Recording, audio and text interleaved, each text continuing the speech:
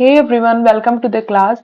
आज हम chemical equilibrium के सभी क्वेश्चंस जो 2025 से लेकर 2015 तक पूछे गए हैं सबको सॉल्व करेंगे और सबका कॉन्सेप्ट भी साथ ही साथ समझते चलेंगे।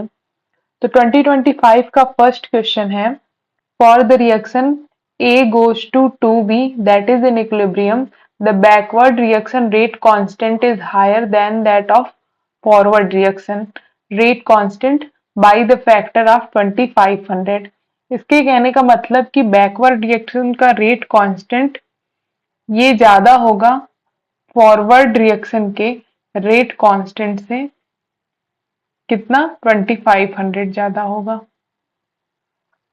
Eight 1000 kelvin R gas constant की वैल्यू गिवन है 0.0831 litre ATM mole inverse kelvin inverse. KP for the reaction at 1000 kelvin पूछा है, केपी की वैल्यू पूछ रहा है। तो सबसे पहले हम केसी की वैल्यू निकालते हैं। केसी की वैल्यू कैसे निकालेंगे? केसी इज इक्वल टू होता है rate of forward reaction, that is forward reaction equilibrium constant upon backward reaction का इक्विलिब्रियम कांस्टेंट। अब के एफ अपॉन के बी की वैल्यू क्या होगी? यहाँ पे हमें के बी अपॉन के एफ की दी है तो इसका उल्टा कर देंगे, 1 अपॉन 2500 कर देंगे। केसी की वैल्यू पता चल गई। आर की वैल्यू यहाँ पे 0.0831 गिवन है litre ATM mole inverse kelvin inverse. उसके बाद टेम्परेचर की वैल्यू गिवन है 1000 केल्विन। अब यहाँ पे हम लोग एक फॉर्मूला जानते हैं, Kp is equal to Kc RT की पावर डेल्टा Ng, जहां पे delta Ng change in the moles of gaseous atom. तो इस रिएक्शन में देखो A गोज टू 2B, यहां से अगर डेल्टा Ng की वैल्यू निकालोगे तो प्रोडक्ट में गैस के मॉलिक्यूल्स कितने हैं? 2 माइनस बाई रिएक्टेंट में कितने हैं? 1। 2 माइनस 1 इज इक्वल टू आ जाएगा 1। इसका मतलब डेल्टा Ng की वैल्यू 1 आ गई। अब ये सब वैल्यू हमारे पास है, R की वैल्यू है, T की वैल्यू है, Kc की भी वैल्यू पता है और डेल्टा Ng की भी वैल्यू। सबकी वैल्यू इस फॉर्मूले में हम रखेंगे और यहां से Kp की वैल्यू निकालेंगे जो कि हमें क्वेश्चन में पूछा गया है। तो Kp is equal to Kc की वैल्यू 1 अपॉन 2500 इंटू R की वैल्यू 0.0821 इंटू 1000 और डेल्टा RT की पावर डेल्टा Ng जो कि 1 है तो उसको नहीं लिखेंगे। अब इन सबको अगर सॉल्व करोगे तो आंसर आएगा 0.033। यही Kp की वैल्यू हो जाएगी। इसका मतलब ये होगा कि हमारा आंसर ए करेक्ट हो जाएगा। आई होप आपको ये समझ में आया होगा। नेक्स्ट क्वेश्चन देखो, higher yield of NO in N2 gas plus O2 gas is going to 2NO gas can be obtained at delta H of the reaction is positive। तो ये रिएक्शन गिवन है जिसमें N2 plus O2 is going to NO। अब देखो यहाँ पे delta H की value positive दी हुई है। अगर डेल्टा H की वैल्यू पॉजिटिव रहती है मतलब कि ये रिएक्शन एंडोथर्मिक रिएक्शन है, इसमें टेम्परेचर देना पड़ेगा इस रिएक्शन को होने के लिए। अगर टेम्परेचर देना पड़ेगा इसका मतलब ये है कि हाई टेम्परेचर रहेगा तो ये रिएक्शन फॉरवर्ड डायरेक्शन में मूव करेगी। तो हमें हायर यील्ड ऑफ NO ही लेकर के आना है, इसका मतलब टेम्परेचर को हमें बढ़ाना रहेगा, इसीलिए हायर टेम्परेचर यूज होगा, हायर टेम्परेचर। और अगर हम यहाँ पे N2 और O2 की कंसंट्रेशन को बढ़ाते हैं तो NO जो प्रोडक्ट फॉर्म हो रहा है वो भी अधिक मात्रा में फॉर्म होगा और रिएक्शन फॉरवर्ड डायरेक्शन में मूव करेगी। लेकिन अगर इसका उल्टा तुम सोचो कि अगर NO की कंसंट्रेशन बढ़ रही है तो रिएक्शन बैकवर्ड डायरेक्शन में मूव करने लग जाएगी, है ना। तो हमें यहाँ पे NO की कंसंट्रेशन को बढ़ाना है, हायर यील्ड लेकर के आना है, तो हमें N2 की और O2 की कंसंट्रेशन को बढ़ाना पड़ेगा। इसीलिए इसका ऑप्शन कौन कौन सा सही होगा, देखते हैं। पहला गिवन है हायर टेम्परेचर, हाँ, क्योंकि रिएक्शन एक इंडोथर्मिक रिएक्शन है, डेल्टा H पॉजिटिव गिवन है, इसीलिए यहाँ पे टेम्परेचर भी हायर रखना पड़ेगा। बी ऑप्शन है लोअर टेम्परेचर, नहीं, higher concentration of N2, that is the correct option, क्योंकि यहाँ पे N2 और O2 दोनों का ही हमें कंसेंट्रेशन हायर रखना पड़ेगा, तो हायर कंसेंट्रेशन ऑफ O2, इसका मतलब ए, सी और डी करेक्ट ऑप्शन है। तो इसमें ए, सी, डी बी में दिया हुआ है, मतलब हमारा बी करेक्ट ऑप्शन है। नेक्स्ट क्वेश्चन है, at a given temperature and pressure the equilibrium constant values for the equilibria are given below. यहाँ पे दो रिएक्शन दी हुई है जिसके लिए इक्विलिब्रियम कांस्टेंट की वैल्यू K1 और K2 गिवन है। हमें रिलेशन पूछा है कि K1 और K2 के बीच में क्या रिलेशन होगा। देखो इस क्वेश्चन को सबसे पहले कैसे सॉल्व करते हैं। पहली रिएक्शन लिख लो 3A2 प्लस B2 और ये जा रहा है किसमें, 2A3B में जा रहा है, ठीक है। इसके लिए K1 दिया हुआ है इक्विलिब्रियम कांस्टेंट की वैल्यू। अब नेक्स्ट रिएक्शन है A3B जा रहा है 3/2A2 में, है ना। तो अब देखो उसमें क्या चेंज है कि फर्स्ट वाले रिएक्शन को हमने उल्टा कर दिया है। अगर मान लो फर्स्ट वाली रिएक्शन को उल्टा करो, A3B ये किस में कन्वर्ट होगा, अभी स्टोइकोमेट्री पे ध्यान मत दो, बस ऐसे ही रिएक्शन लिखो A2 प्लस B2, फर्स्ट वाली रिएक्शन को उल्टा कर दिए हैं, है ना। मतलब कि जो K2 आएगा यहाँ पे K2 वो K1 के कैसे बराबर होगा, K1 का उल्टा होगा, मतलब 1/K1 हो जाएगा। अब देखो उसके बाद क्या है यहाँ पे कि पहली बात तो फर्स्ट वाली रिएक्शन को यहाँ पे हमने उल्टा कर दिया, ठीक, उल्टा कर दिया। अब उसके बाद इसमें अगर हम 2 से डिवाइड कर दें फर्स्ट वाली रिएक्शन में, अगर देखो फर्स्ट वाली रिएक्शन में डिवाइड करेंगे तो यहाँ पे क्या आ जाएगा 3/2 और यहाँ पे क्या आ जाएगा 1/2 और यहाँ पे क्या आ जाएगा 2/2 मतलब 1 आ जाएगा। इसका मतलब ये हुआ कि हमें दूसरी रिएक्शन ले आने के लिए पहली वाली रिएक्शन को सबसे पहले तो उल्टा कर देंगे और उसके बाद 2 से डिवाइड कर देंगे, है ना।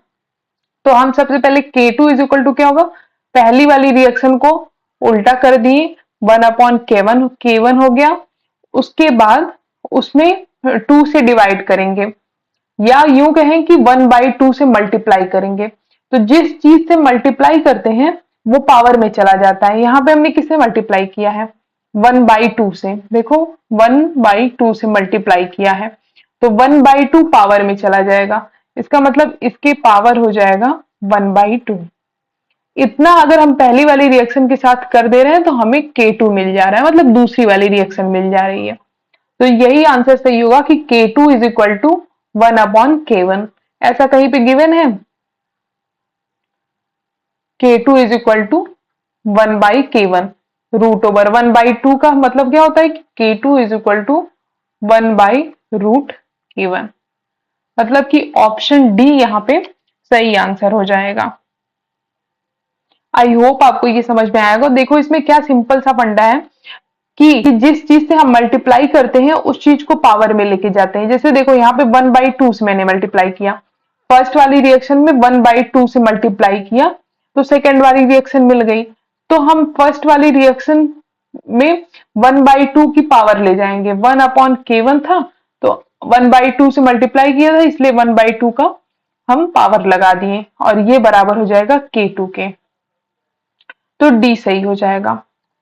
नेक्स्ट क्वेश्चन है, for the reaction in equilibrium N2 gas react कर रही है 3H2 गैस के साथ और फॉर्म हो रहा है 2NH3 और डेल्टा H यहाँ पे निगेटिव गिवन है ना। Reaction is favoured in forward direction by use of catalyst, नहीं, कैटलिस्ट कभी भी किसी रिएक्शन को फॉरवर्ड या बैकवर्ड डायरेक्शन में नहीं करता है, बल्कि वो इक्विलिब्रियम को जल्दी ले आ देता है।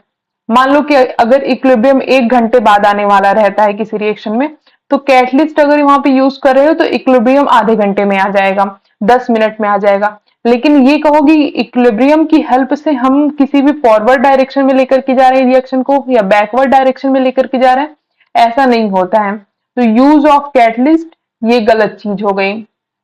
नेक्स्ट है डिक्रीजिंग कंसंट्रेशन ऑफ N2। अगर N2 की कंसंट्रेशन को तुम घटा दोगे तो कैसे अमोनिया फॉर्म होगा? हमें तो अमोनिया ही फॉर्म करना है, रिएक्शन को फॉरवर्ड डायरेक्शन में लेकर के जाना है। इसका मतलब N2 की कंसंट्रेशन को हम घटा नहीं सकते, तो ऑप्शन बी भी गलत हो जाएगा। Low pressure, high temperature and high concentration of ammonia. अब देखो, अगर हाई कंसंट्रेशन ऑफ अमोनिया पहले ही तुम कर दोगे तो ली चैटेलियर प्रिंसिपल से क्या होगा कि रिएक्शन बैकवर्ड डायरेक्शन में जाने लगेगी। और क्या है लो प्रेशर?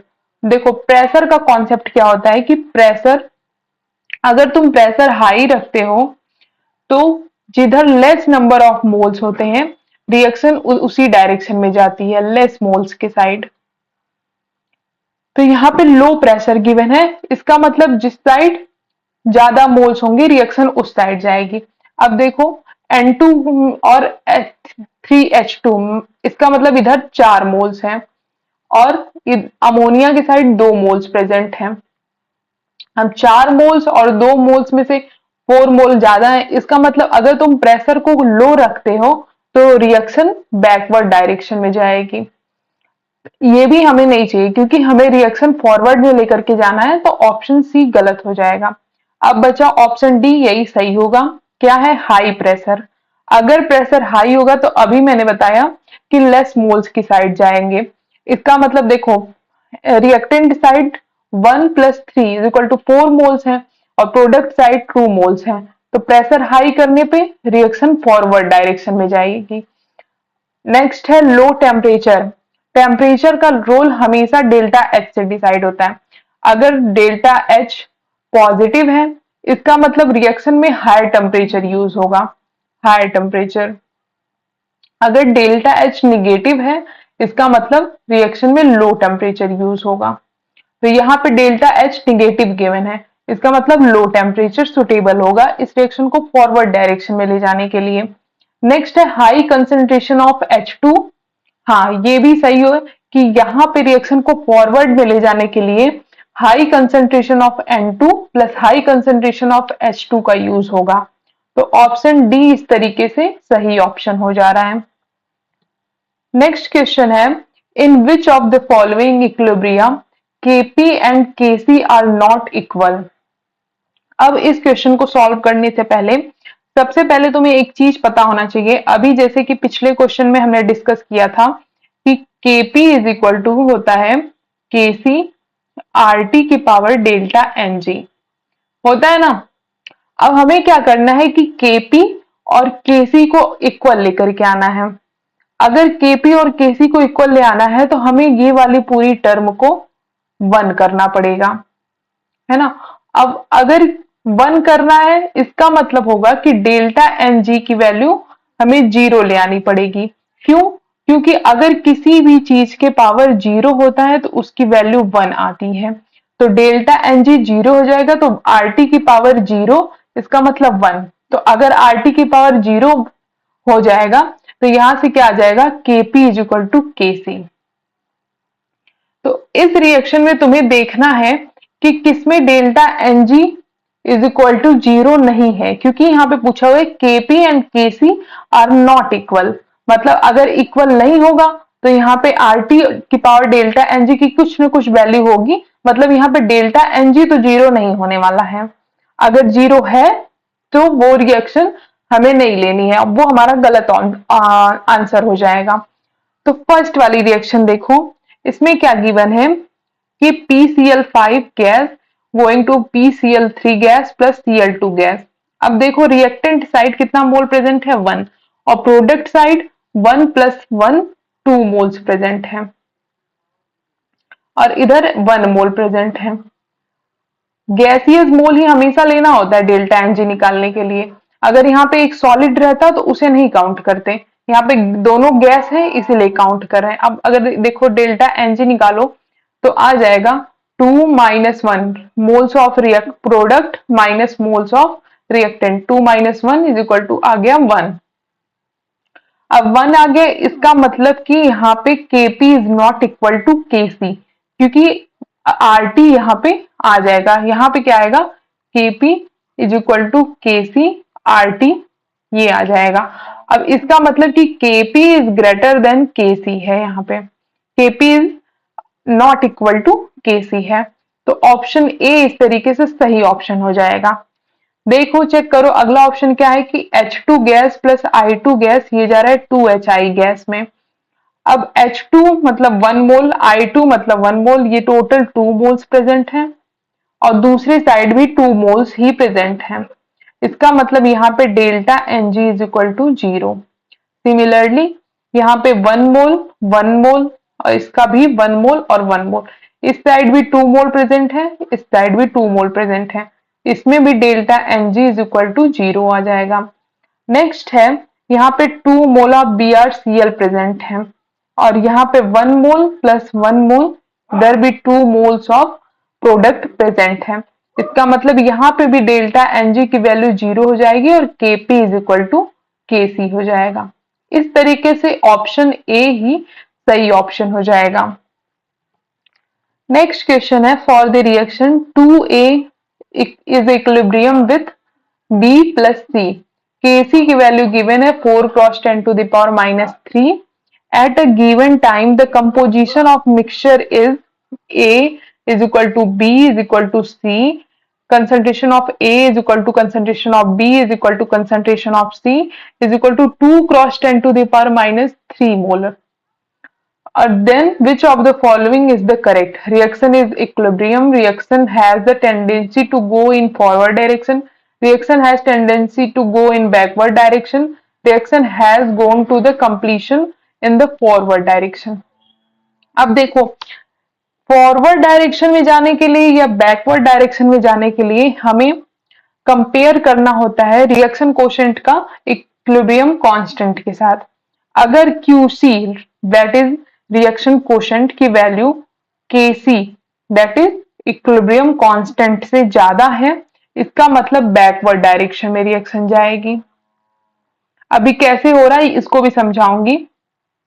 और अगर QC is less than Kc है तो ये फॉरवर्ड डायरेक्शन में रिएक्शन जाएगी, और अगर QC is equal to Kc है इसका मतलब रिएक्शन इक्विलिब्रियम में प्रेजेंट है।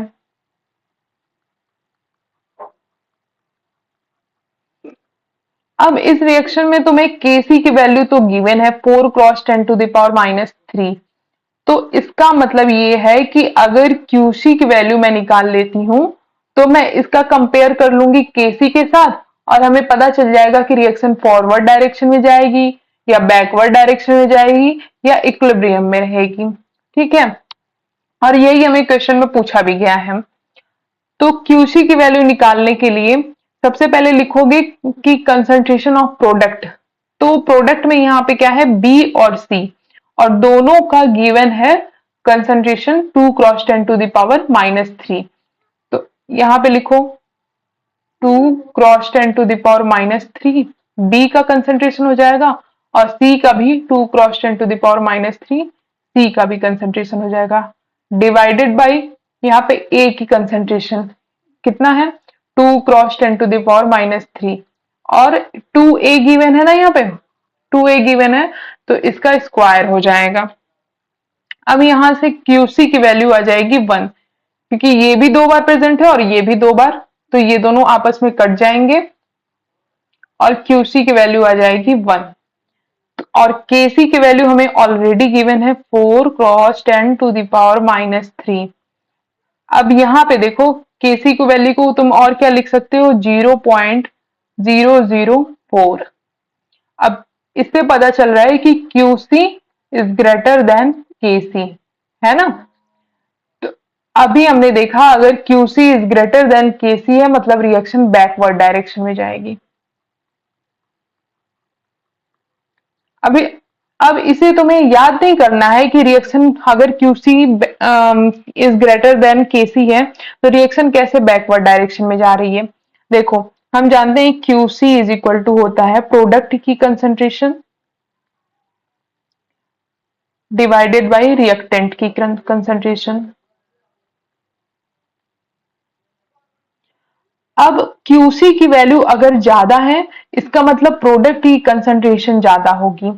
और अगर किसी रिएक्शन में A से B अगर किसी रिएक्शन में प्रोडक्ट की कंसंट्रेशन तुम ज्यादा कर रहे हो इसका मतलब ली चैटेलियर प्रिंसिपल से क्या है कि रिएक्शन बैकवर्ड डायरेक्शन में जाती है ना।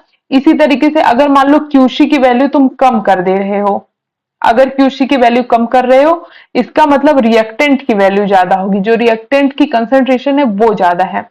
और अगर किसी रिएक्शन में रिएक्टेंट की कंसंट्रेशन ज्यादा होती है इसका मतलब ली चैटेलियर प्रिंसिपल से वो रिएक्शन फॉरवर्ड डायरेक्शन में मूव करती है।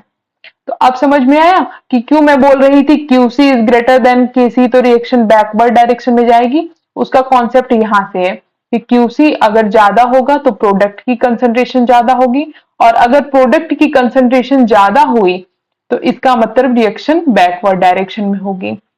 तो अब देखो यहाँ पे QC is greater than KC आया है इसका मतलब रिएक्शन बैकवर्ड डायरेक्शन में जाएगी। तो रिएक्शन इज एट इक्विलिब्रियम नहीं, QC is not equal to KC. Reaction has a tendency to go in forward direction. नहीं भाई, रिएक्शन तो बैकवर्ड डायरेक्शन में जा रही है। तो सी ऑप्शन करेक्ट हो जाएगा क्योंकि इसमें बोला है कि reaction has a tendency to go in backward direction. तो सी यहाँ पे करेक्ट हो जाएगा।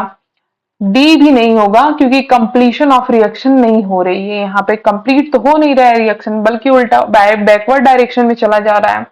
तो ऑप्शन सी एक सही आंसर हो जाएगा। नेक्स्ट क्वेश्चन है कि consider the following reaction in a sealed vessel at equilibrium with the concentration of N2 3 cross 10 to the power -3, O2 4.2 cross 10 to the power -3 and NO 2.8 cross 10 to the power -3।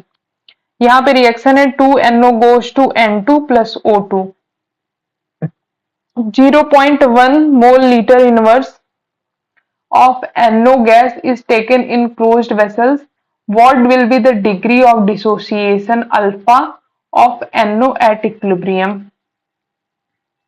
Degree of dissociation निकालने के लिए क्या होता है कि देखो यहाँ पे जैसे रिएक्शन सबसे पहले निकालते हैं 2NO gas goes to N2 plus O2 gas. Time 0 तो NO का कितना प्रेजेंट है यहाँ पे 0.1 मोल, 0.1 मोल प्रेजेंट है ना। और अगर टाइम 0 है तो N2 अभी कुछ नहीं बना होगा, O2 भी कुछ नहीं बना होगा। लेकिन कुछ समय बाद एट टाइम T 0.1 में से कुछ तो कुछ N2 और कुछ न कुछ O2 भी बना होगा। कितना बना होगा? अब यहाँ पे देखो गिवन है 2 मोल N2 से 1 मोल ऑफ N2 और 1 मोल ऑफ O2 प्रोड्यूस होते हैं। तो यहाँ पे हमारे पास 0.1 मोल ऑफ NO प्रेजेंट है। तो 0.1 का आधा कितना प्रोड्यूस होगा? यहाँ पे 0.1 डिवाइडेड बाई 2 ये आ जाएगा 0.05। इसका मतलब इतना जो है N2 और NO प्रोड्यूस होगा।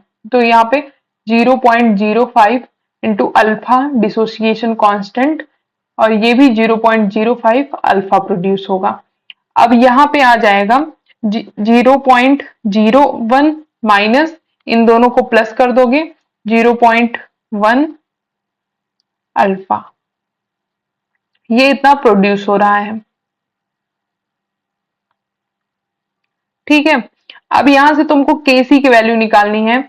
KC इज इक्वल टू होता है प्रोडक्ट की concentration that is 0.05 alpha into 0.05 alpha divided by, और रिएक्टेंट की कंसंट्रेशन कितनी गिवन है 0.1 माइनस 0.1 अल्फा, इसका स्क्वायर हो जाएगा। पूरे का स्क्वायर कर लेंगे।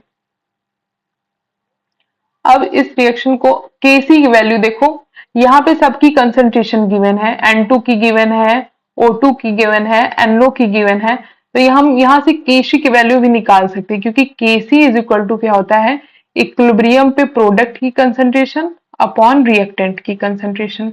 तो प्रोडक्ट की कंसंट्रेशन में क्या आ जाएगा, N2 की concentration that is 3 cross 10 to the power -3 into O2 की concentration 4.2 cross 10 to the power -3 divided by reactant में क्या है, NO की कंसंट्रेशन गिवन है 2.8 क्रॉस 10 टू द पावर -3 और इसका स्क्वायर कर देंगे क्योंकि 2 NO प्रेजेंट है। यहां से अगर तुम Kc की वैल्यू निकालोगे तो वो आ जाएगा 1.607। अब इस वैल्यू को ले जाकर के इस फॉर्मूले में हम पुट करेंगे और यहां से अल्फा की वैल्यू निकालेंगे। तो 1.607 इज इक्वल टू 0.05 का स्क्वायर कर देते हैं और अल्फा का स्क्वायर हो जाएगा। और नीचे भी हम 0.1 को मान लो कॉमन ले लिए और आ जाएगा 1 माइनस अल्फा का स्क्वायर। अब यहां से अगर तुम सॉल्व करोगे तो alpha square upon 1 minus alpha का whole square is equal to 1.607 into 0.1 का स्क्वायर 0.05 का स्क्वायर। अब यहां से अल्फा अपॉन 1 माइनस अल्फा की वैल्यू निकालोगे तो आ जाएगा 1.27 cross 10 to the power 0.1 divided by 0.05। अब इसको सॉल्व करके अगर तुम अल्फा की वैल्यू निकालते हो तो वो आएगा 0.717। किससे मैच कर रहा है, ऑप्शन डी से। तो यहाँ पे option D is the correct option for this question. I hope आपको समझ में आया होगा। देखो कुछ नहीं करना है, हमें सिंपल सा कुछ चीजें ध्यान रखनी है कि यहाँ पे हमें सबसे पहले Kc की वैल्यू तुम निकाल लो। Kc की वैल्यू निकाल लोगे और उसको ले जा करके इस वाले फॉर्मूले में पुट करना है जिसमें गिवन है अल्फा, और यहाँ से Kc भी पता रहेगा और सब वैल्यू पता ही है और अल्फा की वैल्यू तुम आसानी से निकाल लोगे। आसान क्वेश्चन था, बस कैलकुलेशन है इसमें, तो इसलिए थोड़ा लेंदी हो गया। डी ऑप्शन सही हो जाएगा। नेक्स्ट क्वेश्चन है, for a weak acid HA the percentage of dissociation is nearly 1% at equilibrium. If the concentration of acid is 0.1 mole liter inverse, then the correct option for its Ka at the same temperature is।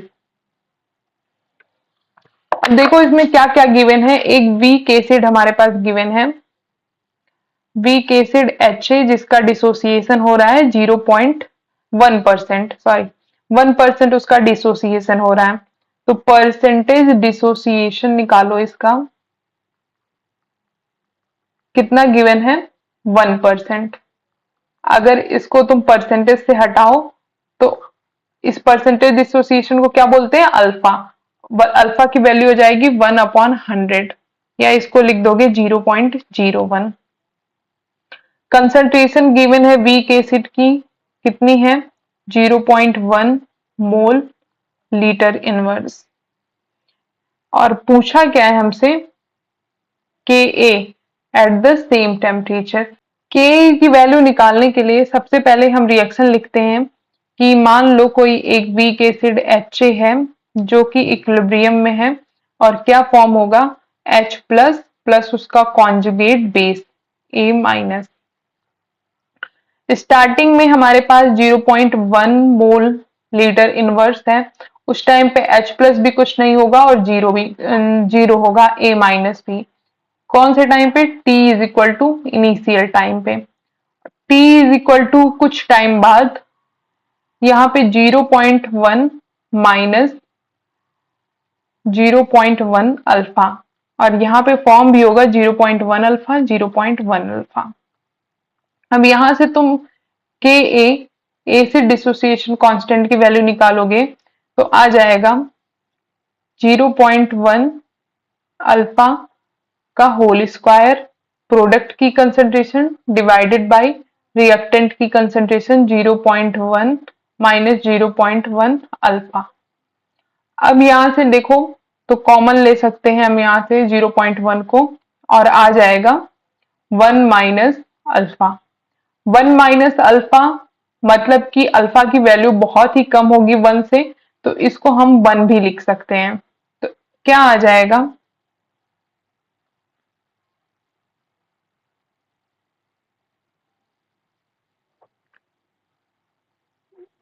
0.1 alpha का whole square divided by 0.1 नीचे बचा हुआ ना, और इस value को हम 1 ले रहे हैं। 0.1 से एक 0.1 कैंसिल हो जाएगा, ऊपर बचेगा 0.1 alpha square is equal to K a. अब 0.1 अल्फा स्क्वायर बचा, 0.1 अल्फा की वैल्यू अभी हमने निकाली थी 0.01 आया था। 0.01 का होल स्क्वायर, यहां से वैल्यू निकालोगे 10 टू द पावर -5 आ जाएगा, क्योंकि 10 टू द पावर 4 माइनस 4 यहां से और 0.1 मतलब 10 टू द पावर -5 आंसर आ जाएगा। अब देखो इतना सब कुछ करने से अच्छा एक फॉर्मूला तुम याद रखो कि के ए इज इक्वल टू होता है C alpha square for weak acid, है ना। ये फॉर्मूला अगर तुम याद रखते हो तो ये तुम्हारा क्वेश्चन 2 मिनट में सॉल्व हो जाना है। कैसे?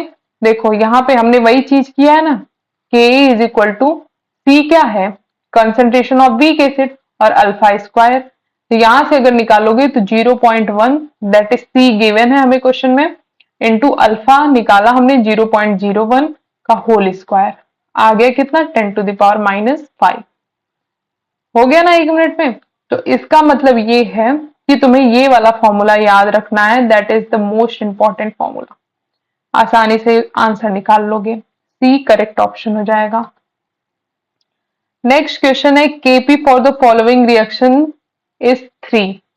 क्या गिवन है? सबसे पहले लिख लो क्या क्या गिवन है। 3 केपी गिवन है, टेम्परेचर गिवन है 1000 kelvin, CO2 gas plus carbon से रिएक्ट करके कार्बन मोनोऑक्साइड फॉर्म कर रहा है। What will be the value of Kc for the reaction at the same temperature. बहुत ही आसान क्वेश्चन है, कुछ भी नहीं करना है।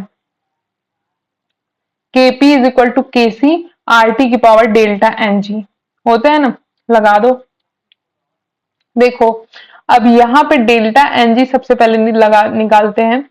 डेल्टा Ng कितना आएगा, मोल्स ऑफ प्रोडक्ट 2 मोल है माइनस रिएक्टेंट। अब ऐसा मत कर देना कि कार्बन का 1 मोल और कार्बन डाइऑक्साइड का 1 मोल इज इक्वल टू 2 मोल, नहीं ऐसा नहीं होगा। हमें डेल्टा Ng में केवल गैस का लेना है, इसका मतलब हम कार्बन का मोल्स नहीं काउंट करेंगे, क्योंकि यहाँ पे कार्बन सॉलिड में प्रेजेंट है, केवल 1 मोल कार्बन डाइऑक्साइड प्रेजेंट है। 2 माइनस 1 इज इक्वल टू 1 आ गया। अब देखो फॉर्मूला होता है Kp is equal to Kc RT की पावर डेल्टा Ng। Kp की वैल्यू गिवन है 3, Kc की वैल्यू हमसे पूछा है, R की वैल्यू गिवन है 0.083 इंटू T की वैल्यू गिवन है 1000। यहां से Kc की वैल्यू निकालोगे तो ये आ जाएगा 3 divided by 83, that is 0.036। Kc की वैल्यू आ जाएगी 0.036। अब देखो इसमें गिवन है इस कॉलम में तो 3.6, इसको ले जाओगे ना 1 2 3, तो 2 में ही लेके जा रहे हैं, क्रॉस 10 टू द पावर -2। यहां से आंसर कौन सा आ गया, सी ऑप्शन करेक्ट हो जाएगा। नेक्स्ट क्वेश्चन है 3O2 is going to 2O3, ozone gas में फॉर्मेशन हो रहा है।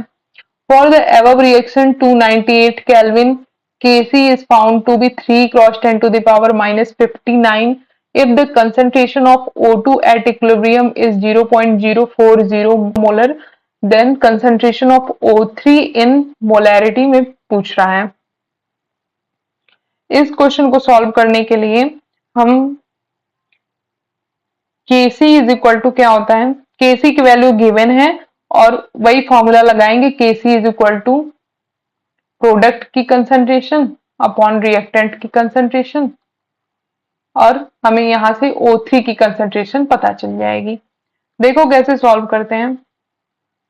Kc इज इक्वल टू क्या होगा, प्रोडक्ट में क्या है O3 है, मतलब O3 की कंसंट्रेशन की पावर 2 हो जाएगा, जो स्टोइकियोमेट्री होता है वो पावर में चला जाता है, और रिएक्टेंट में क्या है O2 है की पावर 3 है। Kc की वैल्यू गिवन है हमें 3 cross 10 to the power -59। O3 की वैल्यू पूछ रहा है, कंसंट्रेशन ऑफ O3 स्क्वायर, और O2 की वैल्यू गिवन है 0.04 का होल क्यूब। यहां से तुम O3 की कंसंट्रेशन निकालोगे, आ जाएगा 3 cross 10 to the power -59 into 4 cube into 10 to the power -6। O3 इन सबको ब्रैकेट में कर दो, आ जाएगा 19.2 cross 10 to the power -64। Bracket से हटाओगे 4.38 cross 10 to the power -32। Option कौन सा मैच हो रहा है यहाँ पे, ए ऑप्शन ही मैच हो रहा है। इसका मतलब O3 की कंसंट्रेशन आ गई 4.38 cross 10 to the power -32। Option A is correct. Next question है, which of the following condition will favour maximum formation of the product in the reaction, मतलब फॉरवर्ड डायरेक्शन में रिएक्शन जाए, ऐसा कौन सा यहाँ पे कंडीशन सही होगी। ए बी सी डी दिया हुआ है। अभी हमने दो क्वेश्चन सॉल्व किया था लीचेटेलियर प्रिंसिपल का, जिसमें डेल्टा एच की वैल्यू गिवन थी और प्रेशर टेम्परेचर का था, तो उसी सेम तरीके से ये भी क्वेश्चन सॉल्व करेंगे। तो इस क्वेश्चन का तुम लोग सॉल्व करो और इसका आंसर कमेंट में देना। देखो इसमें डेल्टा एच कितना गिवन है, -x गिवन है, इसका मतलब ये एक एक्सोथर्मिक रिएक्शन है, और एक्सोथर्मिक रिएक्शन मतलब हीट इसमें से निकल रही है, इसका मतलब हमें टेम्परेचर कम करना पड़ेगा, है ना। तो सॉल्व करो और इसका आंसर बताओ क्या होगा। और प्रेशर के लिए मैंने क्या बताया था कि हमेशा प्रेशर में हाई प्रेशर अगर रखते हो तो रिएक्शन उस साइड जाएगी जिधर लो मोल्स होंगे, कम मोल्स की साइड जाएगी। तो इस क्वेश्चन को सॉल्व करो, इसका आंसर। नेक्स्ट क्वेश्चन है, अ 20 litre container at 400 Kelvin contains carbon dioxide at pressure 0.4 atm and an excess of SRO. Neglect the volume of solid SRO. The volume of the container is now decreased by moving the movable piston fitted in the container. The maximum volume of the container when pressure of CO2 attains its maximum value. क्या given है, सबसे पहले volume of container कितना है 20 litre, मतलब V1 equal to 20 litre at 400 kelvin, मतलब temperature कितना है 400, एट प्रेशर P1 मतलब प्रेशर 0.4 atm, मतलब P1 गिवन है 0.4 atm। An excess of SRO, neglect the volume SRO की वॉल्यूम को हमने नेग्लेक्ट कर देना है। The volume of the container is now decreased by the moving movable piston, कि अगर कंटेनर की पिस्टन को हम नीचे की तरफ पुश करते हैं तो उसका कंटेनर की वॉल्यूम भी कम होती चली जाती है। The maximum volume of the container when pressure of CO2 attains its maximum volume. हमसे पूछा है कि अगर प्रेशर ऑफ कंटेनर क्या, मैक्सिमम वॉल्यूम ऑफ कंटेनर क्या होगा, वॉल्यूम ऑफ कंटेनर क्या होगा, मैक्सिमम वॉल्यूम ऑफ कंटेनर क्या होगा अगर pressure of CO2 attains its maximum volume, मतलब प्रेशर ऑफ CO2 ये मैक्सिमम हो जा रहा है। तो मैक्सिमम प्रेशर CO2 का कितना होगा, वो इक्विलिब्रियम कांस्टेंट के बराबर होता है, Kp के बराबर हो जाता है। तो Kp यहाँ पे गिवन है 1.6 atm। अब इस तरीके से तुम देखो, फॉर्मूला में पता चल गया कि V1 की वैल्यू पता है, P1 की वैल्यू पता है, V2 की वैल्यू पूछ रहा है और P2 की वैल्यू हमें पता है। फॉर्मूला होता है P1 is equal to P1 V1 is equal to P2 V2। अब यहां से सॉल्व करके निकालो, सबकी वैल्यू पुट कर दो, सब गिवन है। P1 की वैल्यू 0.4 इंटू V1 की वैल्यू 20 लीटर, P2 की वैल्यू गिवन है 1.6 atm, V2 की वैल्यू पूछ रहा है। तो V2 is equal to 0.4 into 20 divided by 1.6, ये आ गया 5 लीटर। आसान क्वेश्चन था ना, बस देखने में ही बहुत बड़ा क्वेश्चन है, बाकी सब आसान है, तो डी ऑप्शन करेक्ट हो जाएगा। नेक्स्ट क्वेश्चन है, consider the following liquid vapour equilibrium. Liquid to जा रहा है vapour, which of the following relation is correct. देखो, अगर कोई भी रिएक्शन लिक्विड टू वेपर जा रही है, इसका मतलब वहां पे फेज ट्रांजिशन हो रहा है, फेज ट्रांजिशन। और फेज ट्रांजिशन के टाइम पे प्रेशर और टेम्परेचर में हम रिलेशन पता करने के लिए क्लॉसियस क्लैपेरॉन इक्वेशन से पता करते हैं। क्लॉसियस क्लैपेरॉन इक्वेशन में क्या होता है, D L N P divided by D T is equal to delta H V divided by R T का स्क्वायर। यहाँ पे P डिनोट करता है प्रेशर को, T टेम्परेचर को, delta H V enthalpy of vaporisation होता है, R गैस कांस्टेंट और T टेम्परेचर होता है। तो प्रेशर और टेम्परेचर में जो रिलेशन होता है फेज ट्रांजिशन के टाइम, तो उसको क्लॉसियस क्लैपेरॉन इक्वेशन से डिनोट करते हैं। इसको तुम अलग तरीके से भी लिख सकते हो कि मान लो ln P1 by P2 is equal to delta H vaporisation divided by R 1 upon T2 minus 1 upon T1। कभी कभी तुम्हें प्रेशर वगैरह दे करके यहाँ से टेम्परेचर पूछ लेता है, या प्रेशर टेम्परेचर देख करके डेल्टा एच की वैल्यू पूछ लेता है। तो इस तरीके से हम ये क्वेश्चन सॉल्व कर सकते हैं, कोई भी जो क्वेश्चन इस क्लॉसियस क्लैपेरॉन इक्वेशन से आता है। इसमें ऑप्शन कौन सा सही हो जाएगा, D L N P upon D T square, नहीं ये तो नहीं होगा। फिर D L N P upon D T is equal to delta H V upon R T square, यही सही हो जाएगा। ये भी नहीं होगा और ये भी नहीं होगा, मतलब बी करेक्ट ऑप्शन हो जाएगा। बढ़ते हैं नेक्स्ट क्वेश्चन पे। N2 plus O2 going to 2NO is K. The equilibrium constant for half N2 plus half O2 is going to NO. अभी मैंने बताया कि देखो इसमें क्या है कि फर्स्ट वाली रिएक्शन को उल्टा कर दिया गया है ना। NO देखो यहाँ पे फॉर्म हो रहा था और यहाँ पे भी NO फॉर्म ही हो रहा है। अच्छा ठीक है, नहीं उल्टा किया गया है। तो फर्स्ट वाली रिएक्शन में क्या किया गया है, 1/2 से मल्टीप्लाई कर दिया गया है।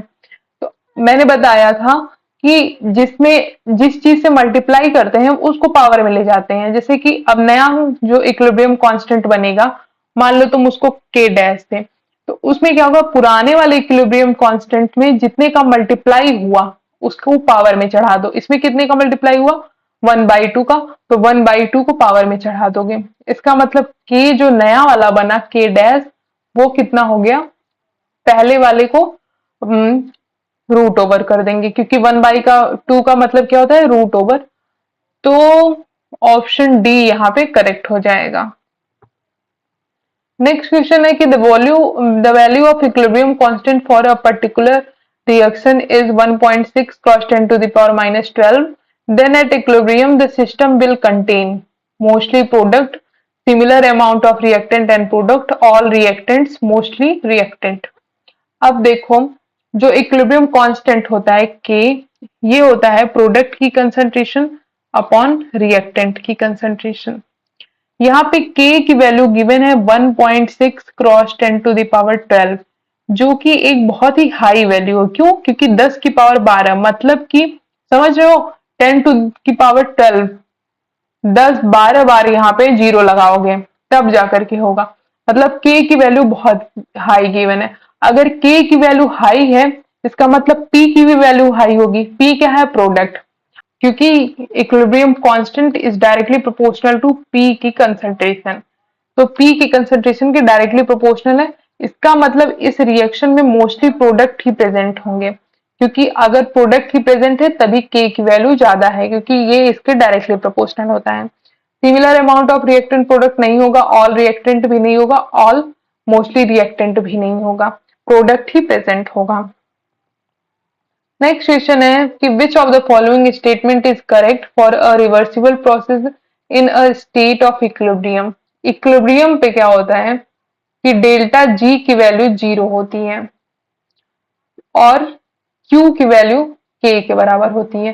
रिएक्शन कोसेंट को हम बोलने लगते हैं इक्विलिब्रियम कांस्टेंट एट इक्विलिब्रियम पे। तो हम जानते हैं delta G is equal to क्या होता है, delta G not plus 2.303 R T L N K Q. अभी at equilibrium delta G is equal to zero, तो delta G not is equal to हो जाएगा 2.303 आर टी एल एन के। कोई option है? बी ऑप्शन सही हो जाएगा, delta G not equal to 2.303 R T L N के। यहाँ पे माइनस, यहाँ पे माइनस होगा ना, क्योंकि ये इस साइड जा रहा है तो माइनस हो जाएगा। तो इस तरीके से ऑप्शन ए करेक्ट हो जाएगा, ना कि बी।